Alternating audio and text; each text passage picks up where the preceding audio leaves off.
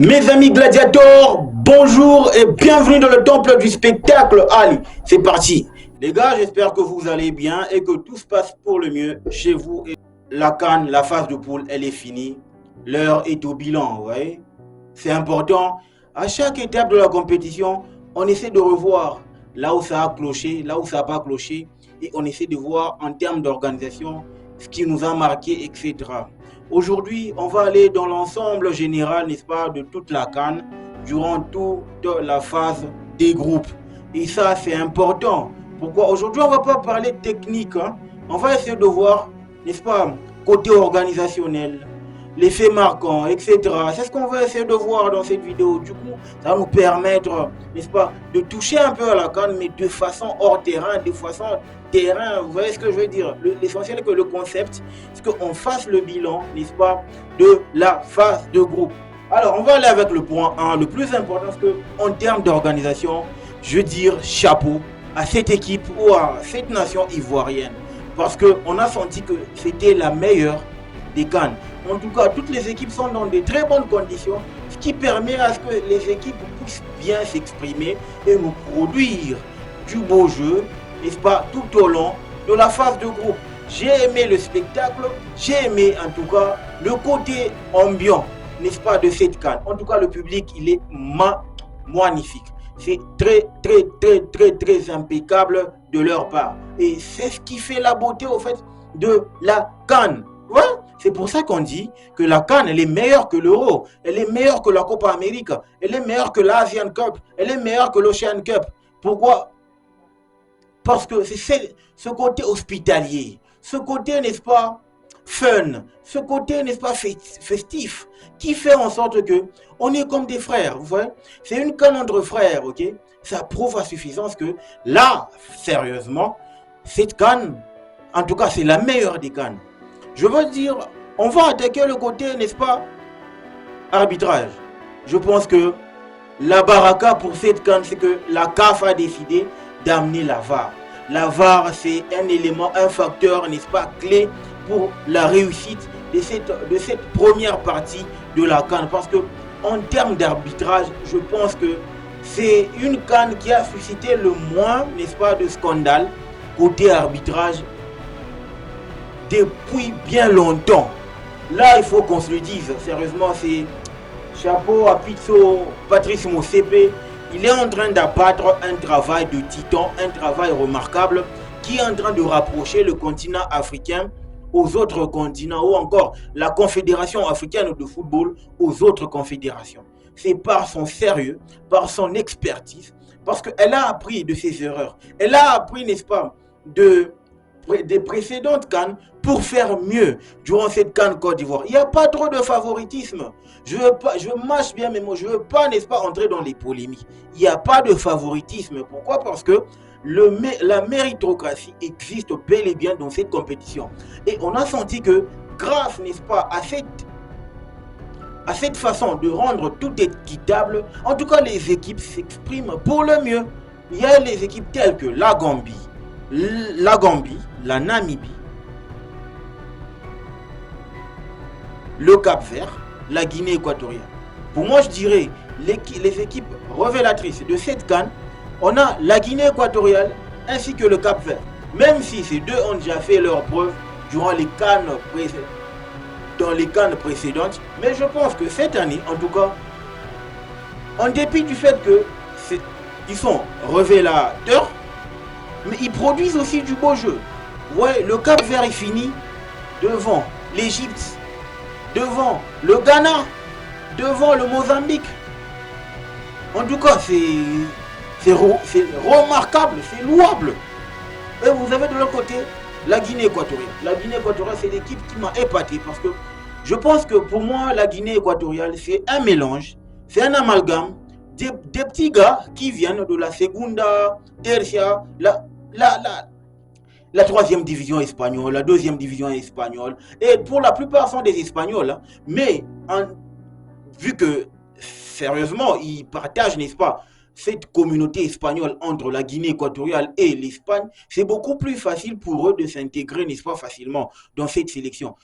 Parce que cette politique a existé déjà lors de la CAN 2012-2013, hein, co-organisée avec le Gabon. La Guinée équatoriale avait naturalisé pas mal d'Espagnols. Je me rappelle de leur gardien qui était excellent, le gardien Danilo, ok, qui avait fait un parcours remarquable avec la Guinée équatoriale jusqu'à atteindre les quarts de finale et qui...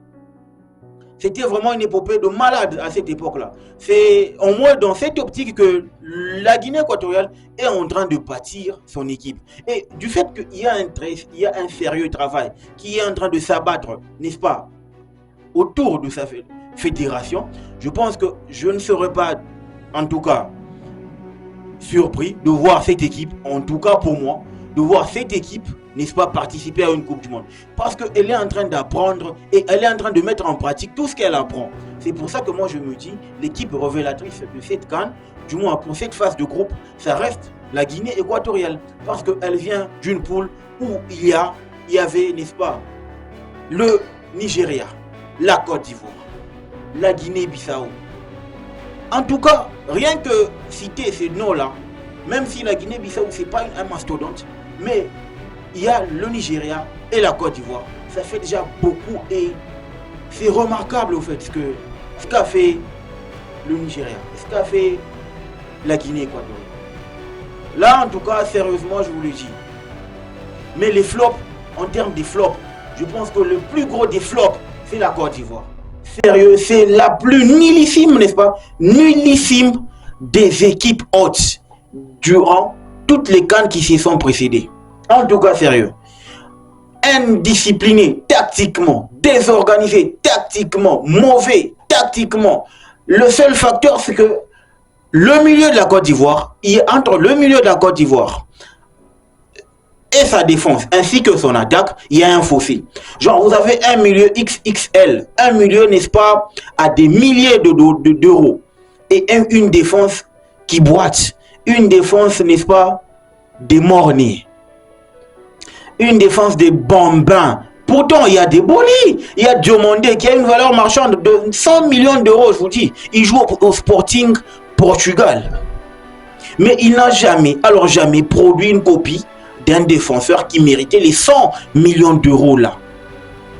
En tout cas, pour moi, la Côte d'Ivoire, c'est l'équipe qui m'a déçu dans cette phase de groupe, associée au Ghana. En tout cas, le Ghana, il est, n'est-ce pas, dans sa dynamique, n'est-ce pas, de la précédente CAN. Le Ghana n'a pas su sortir des poules et elle y est restée cette année.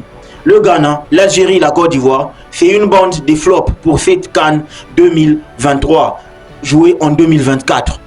Oui, parce que je m'attendais au mieux, n'est-ce pas, pour ces équipes-là. Je m'attendais au mieux, mais elles m'ont déçu comme pas possible. L'Algérie qui est incapable de battre une équipe comme la Mauritanie, avec toute cette pléiade de bons joueurs qu'il y a dans sa sélection. Un entraîneur, n'est-ce pas, de standing international. Mais je ne sais pas là où ça a cloché. Je ne sais pas là où ça a posé des problèmes pour que l'Algérie ne puisse pas se qualifier.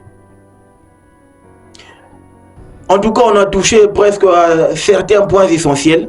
L'organisation, elle est impeccable. La phase de groupe, on nous a produit, n'est-ce pas, du beau spectacle, des beaux buts, du spectacle, des buts, n'est-ce pas, 86 buts. En tout cas, c'est un bon ratio, du moins pour, n'est-ce pas, cette phase de groupe.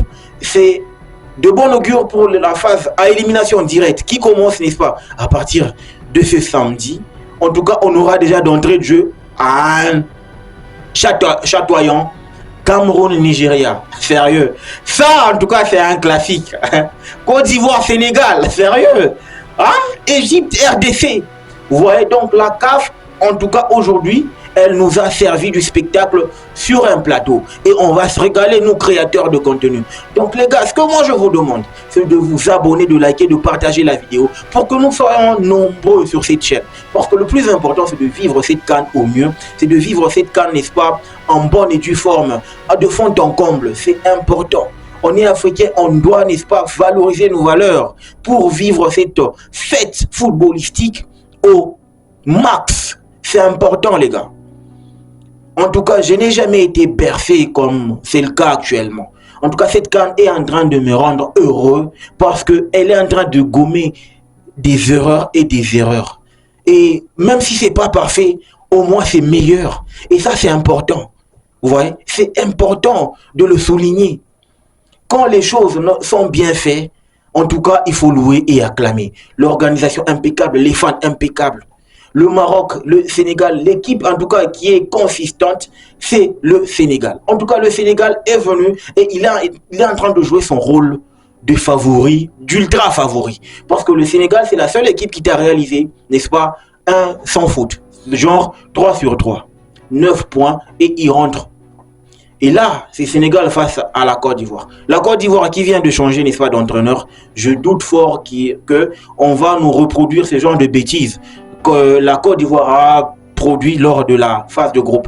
Je pense que Ernest Faes, si je ne mâche pas, je ne massacre pas son nom, il va, n'est-ce pas, essayer de gommer ce que l'autre, le nulard, Jean-Louis Cassé, le gars qui n'a jamais rien gagné avec qui que ce soit, le gars qui est toujours là en train de trimballer dans les clubs tels que les Ligue 2, n'est-ce pas, dans les clubs de Ligue 2, etc., qui n'a jamais excellé, etc., mais qu'on lui donne une sélection comme la Côte d'Ivoire de Didier Drogba, la Côte d'Ivoire de Zokora, la Côte d'Ivoire de Haruna Dendani, de Kader Keita, de Gervinho, n'est-ce pas, de Arthur Boka, Bakary Koné.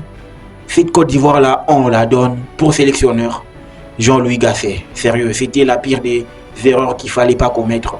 Mais Dieu merci, la Côte d'Ivoire est qualifiée. Je pense qu'elle va nous produire un beau jeu et, n'est-ce pas, se transcender pour venir à bout de cette équipe sénégalaise. Parce que comme statistique, je vous laisse sur cette statistique, depuis pratiquement plus de 5 CAN, en tout cas aucun des champions en titre n'a réussi, n'est-ce pas, à sortir ou encore à aller au-delà des huitièmes de finale. Donc là, c'est vraiment important pour le Sénégal de laver l'affront et pour la Côte d'Ivoire de nous sortir le grand jeu afin de mettre le Sénégal dehors. Donc les gars, dites-moi ce que vous en pensez en commentaire. Est-ce que cette CAN-là vous a plu? Le football mérite d'être vécu. Ciao.